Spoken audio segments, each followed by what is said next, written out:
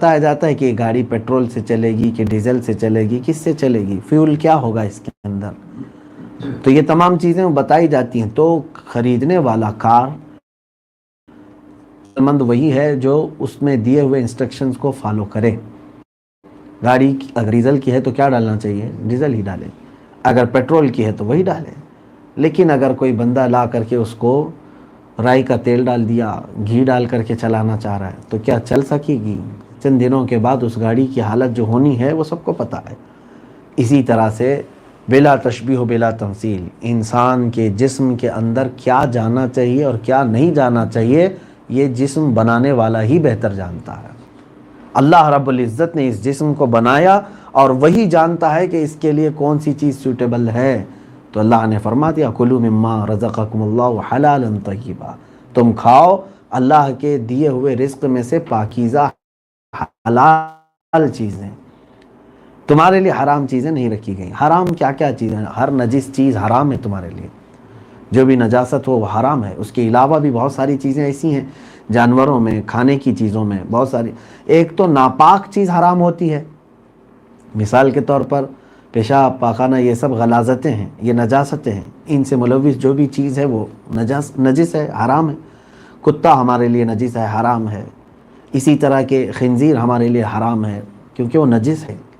تو جو ناپاک ہیں وہ حرام ہے. اس کے علاوہ بھی کچھ ایسی چیزیں ہیں جیسے انسان ناپاک تو نہیں ہے لیکن وہ ہمارے لیے حرام ہے. گھوڑا ناپاک تو نہیں ہے لیکن وہ ہمارے لیے حرام ہے اس کا کھانا.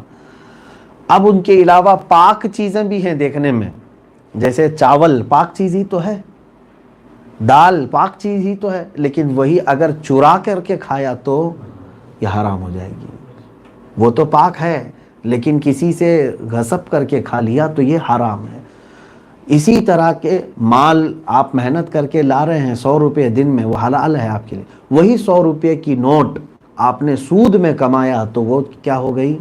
حرام ہو گئی. تو جو چیز تمہارے لیے حرام ہے وہ جیسے ہی تمہارے جسم کے اندر جاتی ہے تمہارے خیالات فاسد کر دیتی ہے. تمہارے جسم کے اعضاء میں برے خواہشات پیدا ہونے شروع ہو جاتی ہیں، یہاں تک کہ ہر عضو گناہ کرنے لگ جاتا ہے.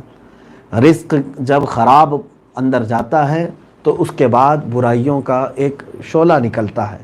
اللہ تبارک و تعالی ہمیں برے رزق سے اور حرام روزی سے محفوظ رکھے. آج تو حالات یہ ہیں کہ لوگوں نے اس کو اتنے ہلکے میں لے لیا کہ چرا کر کے کھانا، جھوٹ بول کر کے کھانا، دھوکہ دے کر کے کھانا، سود کا کھانا، اس کو تو عیب بھی نہیں سمجھا جا رہا ہے. مثال کے طور پر میں اگر ایک بات بھی بتا دوں، مسلمانوں میں بہت سارے کفار و مشرکین کو دیکھ کر کے یہ بھی باتیں رائج ہو گئی ہیں کہ 100 روپے کسی کو دے کر کے اس سے بدلے میں 150 روپے لے لینا. یہ کیا ہے؟ یہ سود ہے. اس کو بیاج کہیں، بڈی کہیں، انٹرسٹ کہیں، جو بھی معاملات ہیں. اب یہ بہت سارے لوگوں کو ایسا لگتا ہے گھر بیٹھے پیسے مل جاتے ہیں آرام سے بغیر محنت کے، اس کو لے لیں. سنو، میرے آقا صلی اللہ تعالیٰ علیہ وسلم نے ارشاد فرمایا جس نے سود کا ایک لقمہ کھایا، ایک درہم، یہ سوچو تو رونگٹے کانپ جائیں. عزیزان گرامی وقار، رسول مختار صلی اللہ تعالیٰ علیہ وسلم کی کئی احادیث کریمہ میں یہ بیان فرمایا گیا ہے کہ سود کے کئی درجے ہیں، 70 درجے ہیں. ان کا پہلا درجہ یہ ہے کہ وہ خانہ کعبہ کے سامنے بدکاری کرنے کے برابر، صرف اور صرف کاروبار اس میں ہے. تو مجھے بتائیں اس کے جو نقصانات ہیں، جب حرام روزی جسم کے اندر جاتی ہے تو نقصانات کیا ہیں؟ عبادتیں بار اجابت تک نہیں جاتی، دعائیں قبول نہیں کی جاتی. حتیٰ کہ ایک روایت ہے حضرت سیدنا موسیٰ کلیم اللہ علیہ الصلوۃ والتسلیم کوہ طور پر تشریف لے جا رہے تھے. ایک بندے کو آپ نے نیچے بیٹھ کر روتے ہوئے دیکھا، اس کے جسم پر کپڑے پھٹ چکے تھے اور آنسوؤں سے وہ تر تھا. اللہ رب العزت کی بارگاہ میں رو رو کر کے دعا مانگ رہا ہے، گڑا رہا ہے. حضرت موسیٰ علیہ السلام کو اس بندے پر ترس آیا. جب آپ کوہ طور پر پہنچے، اللہ تعالیٰ کی بارگاہ میں اس بندے کی سفارش کی، الہ العالمین وہ کب سے رویا جا رہا ہے، زمین تر ہونے لگ گئی اس کے آنسوؤں سے، اس پر تو رحم فرما دے، اس کی دعا قبول کر لے. رب ذوالجلال نے ارشاد فرمایا اے موسیٰ اگر روتے روتے وہ مر بھی جائے تب بھی میں اس کی دعا قبول نہیں کروں گا. پوچھا موسیٰ علیہ السلام نے اے اللہ کیا وجہ ہے؟ اللہ نے فرمایا اے موسیٰ اس کے جسم پر حرام لباس ہے اور اس کے پیٹ میں حرام لقمہ ہے، جب تک وہ ان چیزوں سے پاک نہیں ہوگا میں اس کی دعا قبول نہیں کروں گا۔ سب سے بڑا جو نقصان ہے رب تبارک و تعالیٰ سے ڈسکنیکٹ ہو جانا بندے کا، یہ رزق حرام کی وجہ سے ہوتا ہے۔ تو ہم نے قرآن پاک میں ایک جگہ نہیں کئی جگہ پر اس کو تلاوت کیا ہے، لیکن آج میں نے یہاں پر خصوصیت کے ساتھ عرض کیا۔ اللہ تبارک و تعالیٰ نے فرمایا کھاؤ اللہ کی دیے ہوئے رزق میں سے حلال اور پاکیزہ۔ دوسرے صفحے میں ہم نے تلاوت کیا ہے، اللہ تعالیٰ نے فرمایا ایمان والوں کو، یا ایھا الذین آمنوا انما الخمر والمیسر والانصاب والازلام رجس من عمل شیطان، اے ایمان والو بے شک شراب اور جوا، تیر وغیرہ چھوڑے جاتے تھے اس وقت، یعنی پہلے کے یہ کھیل تھے الگ الگ، انصاب اور الازلام، اللہ فرماتا ہے رجس من عمل شیطان، یہ سب شیطان کے ناپاک کاموں میں سے ہے، شیطان کے ناپاک کاموں میں سے، فجتنبوہ اس سے بچو تم، اللہ نے حکم فرمایا انما یرید الشیطان ان یوقع بینکم العداوۃ والبغضاء فی الخمر والمیسر، بے شک شیطان یہ چاہتا ہے کہ تمہارے درمیان عداوت دشمنی ڈال دے، ایک دوسرے کی نفرت ڈال دے شراب کے ذریعے سے اور جوے کے ذریعے سے، وَيَصُدَّكُمْ عَنْ ذِكْرِ اللَّهِ وَعَنِ الصَّلَاةِ، اور وہ چاہتا ہے کہ تم کو اللہ کے ذکر سے اور نماز سے روکے۔ یہ دو چیزوں کا ذکر آیا ہے، شراب اور جوا۔ اس کے متعلق رب تعالیٰ فرما رہا ہے کہ ان دو کاموں کے ذریعے سے شیطان تمہارے آپس میں نفرت ڈالتا ہے، دشمنی ڈالتا ہے، اور دو کام اور کیا کرتا ہے، نماز سے روکتا ہے اور اللہ کے ذکر سے روکتا ہے۔ یہ سمجھ کر کے چلیں شراب پینے والا ذکر خدا سے دور ہو جاتا ہے، جوا کھیلنے والا اللہ کے ذکر سے دور ہو جاتا ہے، حتیٰ کہ مسجدیں اس سے دور ہو جاتی ہیں۔ دیکھتے نہیں آپ شراب کے نشے میں وہ دھت، کہاں اس کی رات ہو رہی ہے کہاں صبح ہو رہی ہے اس کو خبر نہیں۔ اور جوا کھیلنے والا ہمیشہ اپنے پیسے لٹانے کے لیے کبھی ادھر کی محفل کبھی ادھر کی محفل، اور جب پیسے ختم ہو جائیں تو چوری ڈکیتی لوٹ مار، ان تمام کاموں سے وہ ایسا گھر جاتا ہے کہ اللہ کے ذکر سے اور نماز سے وہ غافل ہو ہی جاتا ہے۔ یہ دو چیزیں اتنی سخت ہیں، میں تو کھیلنے والے کی بات بعد میں کروں، جوا کھیلنے والے کا جو گناہ ہے وہ الگ ہے، لیکن میں آپ کو یہ بتا دوں کہ جس جگہ پر جوا کھیلا جا رہا ہے، جس جگہ پر بیٹھ کر جوا کھیلا جا رہا ہے، فرمایا گیا کہ ایسی جگہ پر جوا کنٹینیو کھیلا گیا 40 دن تک تو اس جگہ پر ہمیشہ کے لیے اللہ کا عذاب آ جاتا ہے۔ عذاب الہی کا مطلب وہاں سے برکتیں ختم کر دی جاتی ہیں، اس جگہ پر کوئی برکت نہیں ہوگی، اس جگہ پر اللہ تعالیٰ کی کوئی رحمت نہیں ہوگی، وہ جگہ ہی وہاں سے خراب کر دی جاتی ہے۔ اگر کسی ایسی جگہ، پھر کھیلنے والے کا کیا گناہ ہوگا؟ جگہ کے اوپر یہ نحوست آ جاتی ہے تو پھر جو کھیلنے والا ہے اس کی نحوست تو اور زیادہ ہے۔ تو اندازہ کریں کہ جس طرح سے ایسے لوگ ہیں ان کی اصلاح کی کوشش کریں اور ان کو اپنے قریب آنے سے روکیں، اور آپ ان کے قریب جانے سے رک جائیں، کیونکہ وہ عذاب الہی میں گرفتار ہیں، اللہ کی لعنت ہمہ وقت ان کے اوپر ہو رہی ہوتی ہے۔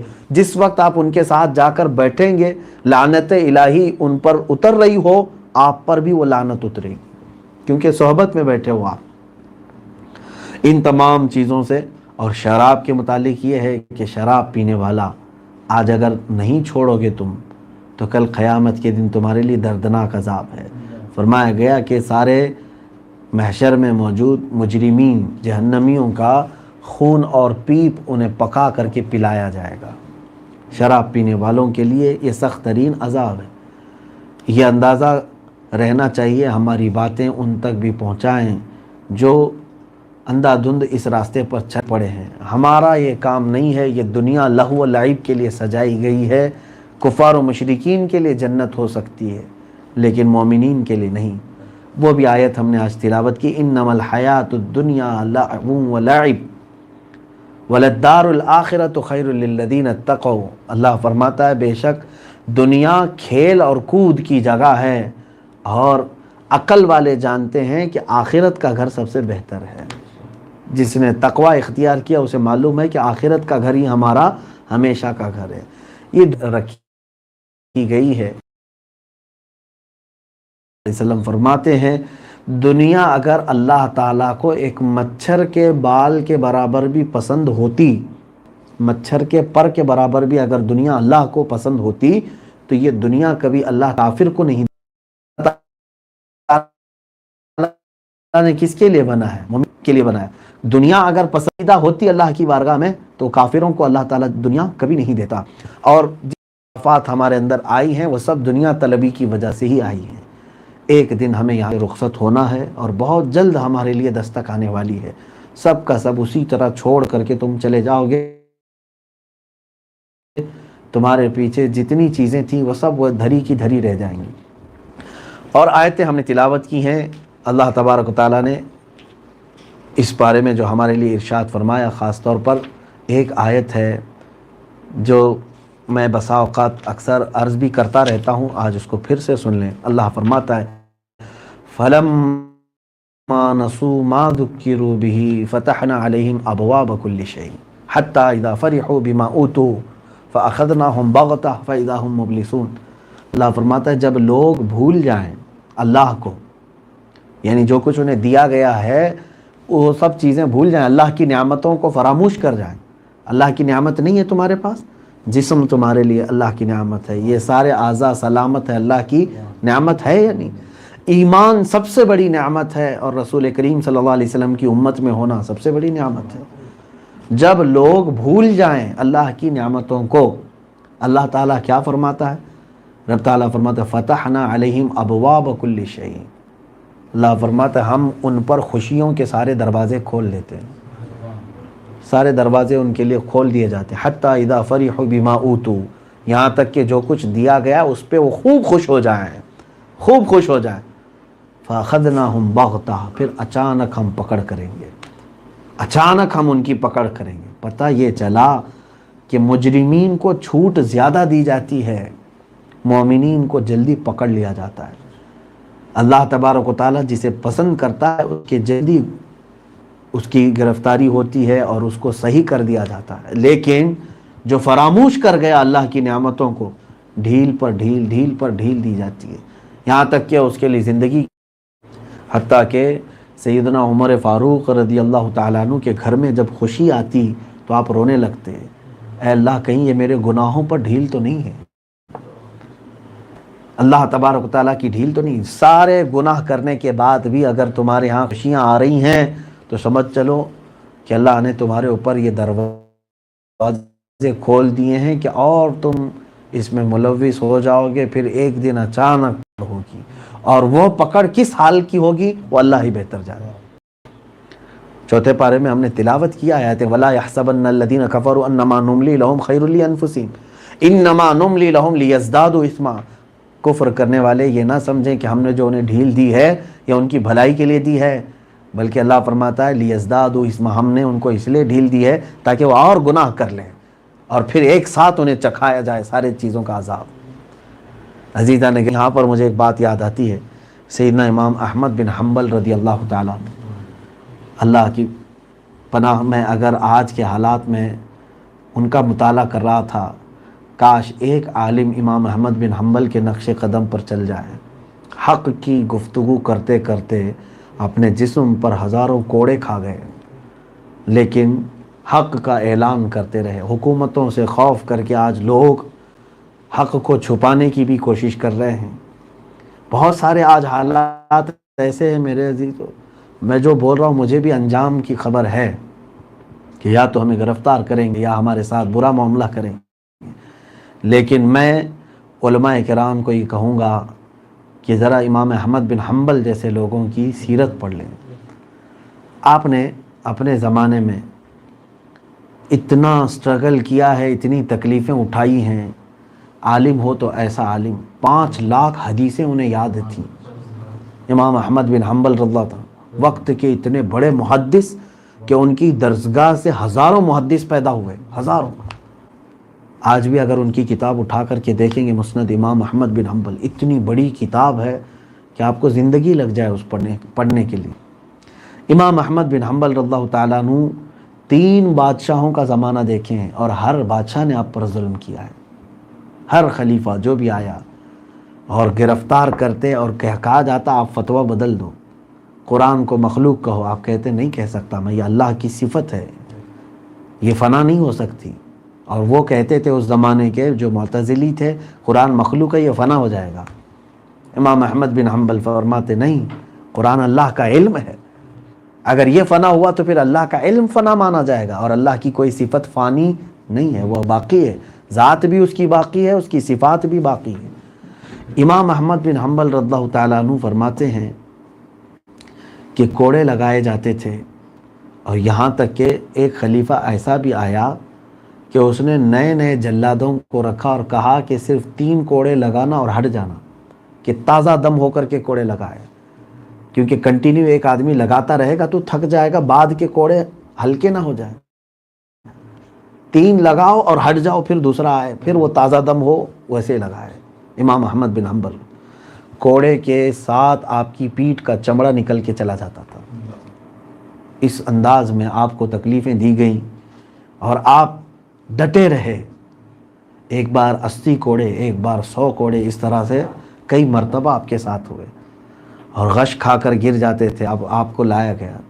یہ ساری چیزیں آپ نے برداشت کی میرے عزیز ہو، ساری چیزیں برداشت کی۔ اخیر زمانے میں ایک خلیفہ آیا، غالباً وہ معتصم تھا، کوئی ایک خلیفہ آیا، خلیفہ بنو عباس کا ہی، اس کو آپ کی قدر کا احساس ہوا۔ حضرت امام احمد بن حنبل رضی اللہ تعالیٰ عنہ کی یہ تمام چیزیں وہ دیکھتا تھا، اس سے پہلے اس کے جو پیش رو خلفاء تھے انہوں نے بہت ظلم کیا ہے۔ اس نے جا کر کے امام احمد بن حنبل سے کہا آپ جیسے لوگوں کی قدر ہونی چاہیے، اتنے بڑے عالم کے ساتھ ظلم ہوا ہے، میں معذرت چاہتا ہوں، میں معافی چاہتا ہوں۔ پھر اس نے کیا کیا، لوگوں کو آپ کی عزت کا اعلان بھی کیا، 1 لاکھ درہم آپ کو تحفے میں بھیجے کہ آپ اس کے لائق ہیں۔ 1 لاکھ درہم اس زمانے میں بڑے تھے۔ 1 لاکھ درہم جب حضرت امام احمد بن حنبل رضی اللہ تعالیٰ عنہ کے گھر بادشاہ کا یعنی خلیفہ کا خادم لے کہا کہ حضور، اور یہ آپ کو پیش کیا ہے۔ امام احمد بن حنبل رضی اللہ تعالیٰ عنہ ایسے ہی وہ اشرفیوں کی تھیلی آئی، 1 لاکھ درہم آئے، آپ کی ہچکیاں بند گئیں، رونے لگ گئے، زور زور سے رونے لگے۔ کہا اے رب ذوالجلال، ایک تو وہ کوڑوں کی آزمائش میں مبتلا تھا، اے اللہ کیا تو دنیا دے کر کے بھی مجھے آزما رہا ہے؟ کہیں ایسا تو نہیں کہ میرے گناہوں پر یہ خوشیاں آ رہی ہوں، تو مجھے ڈھیل دے رہا ہو۔ اس قدر سٹرگل کرنے والے امام کے گھر جب اتنا مال آئے تب وہ رونے لگ جاتے تھے کہ کہیں یہ جو خوشیاں آ رہی ہیں میرے گناہوں پر ڈھیل تو نہیں ہے۔ اور آج ہمارا حال یہ ہے کہ حل من مزید، اور کچھ جائے ہمارے پاس، اور کچھ زیادہ ہو جائے ہمارے پاس، چاہے حرام کا دروازہ کھل جائے، کسی بھی طرح کا دروازہ کھلے۔ امام احمد بن حنبل رضی اللہ تعالیٰ عنہ نے واپس فرمایا، کہا کہ جاؤ خلیفہ سے کہو مجھے اس کی احتیاج نہیں، مجھے اس کی ضرورت نہیں، بس مجھے میرے کام سے کام رکھنے کی اجازت دی جائے۔ خلیفہ نے کہا اگر آپ کو ضرورت نہیں ہے تو فقراء کو بانٹ دیں، آپ اپنے ہاتھ سے مساکین کو بانٹ دیں۔ امام احمد بن حنبل نے کہا مجھ جیسے فقیر کے گھر کوئی فقیر، اللہ رب العزت ہم سب کو ان تمام دنیاوی خواہشات اور آنے والی بلاؤں سے محفوظ رکھے۔ عزیزان گرامی وقار، دنیا اتنی آسان نہیں ہے کہ اس سے کوئی چھٹکارا حاصل کر لے۔ یہاں پر رہنے والوں میں بہت کم ایسے لوگ ہیں جو دنیا میں ملوث نہ ہو کر کے اللہ کی بارگاہ میں گئے ہوں، وہ مخلصین ہیں، صدیقین ہیں، صالحین ہیں۔ اللہ ہمیں ان کی صحبت عطا کرے، اور اگر ہم دنیا میں ملوث ہو گئے، رب تعالی ہمیں پاک کر کے صالحین کی صحبت میں قیامت کے دن ہمارا حشر فرمائے۔ دنیا میں ہر آفت سے بچانا مولا، عقبہ میں نہ کچھ رنج دکھانا مولا، بیٹھیں جو در پاک پیغمبر کے حضور، ایمان پہ اس وقت اٹھانا مولا۔ اور بھی بہت ساری آیتیں تھیں، سیدنا ابراہیم علیہ الصلاۃ والتسلیم کی زندگی پاک کا تذکرہ اس میں آیا ہے کہ آپ کے بچپن میں آپ کی تربیت کرنے والا آپ کا چچا آزر، جو کہ ایک مشرک تھا، بت پرست تھا، اس نے آپ کی پرورش کی۔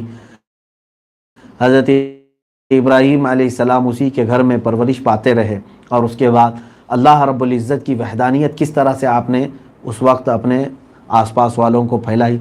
ان کا تذکرہ بھی قرآن پاک میں آیا ہے کہ پہلے کہا کہ فلما رأى القمر بازغا، جب چاند کو پھیلا ہوا دیکھا، یعنی نمودار دیکھا، تو کہا کیا یہ میرا رب ہو سکتا ہے؟ پھر جب وہ ڈوب گیا تو ابراہیم علیہ السلام نے کہا اب کون خدا ہوگا جب یہ ڈوب جائے؟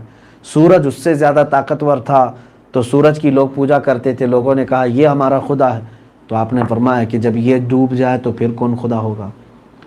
کوئی ایسا خدا ہو جو کبھی نہ ڈوبتا ہو، کوئی وہ ایسا خدا ہو جو ان سب کو بنایا ہوا ہو۔ تو حضرت ابراہیم علیہ السلام نے جو جملہ فرمایا تھا انی وجہت وجہی للذی فطر السماوات والارض حنیفا وما انا من المشرکین، میں نے اپنی ساری توجہ اس کی طرف کی جس نے زمینوں کو اور آسمانوں کو بنایا ہے، ساری کائنات کو جس نے بنایا ہے، اور میں مشرکین میں سے نہیں ہوں۔ حق کی تلاش میں رہے، بلکہ اللہ رب العزت نے آپ کو القاء فرمایا، انبیاء کرام کبھی شرک اور کفر کر ہی نہیں سکتے۔ آپ کا بھی تذکرہ پورا آیا ہے انشاءاللہ العزیز 17ویں پارے میں، جب حضرت ابراہیم علیہ السلام کے دیگر معاملات ہیں وہاں ملا کر کے میں تفسیر عرض کرنے کی کوشش کروں گا۔ وآخر دعوانا ان الحمد للہ رب العالمین۔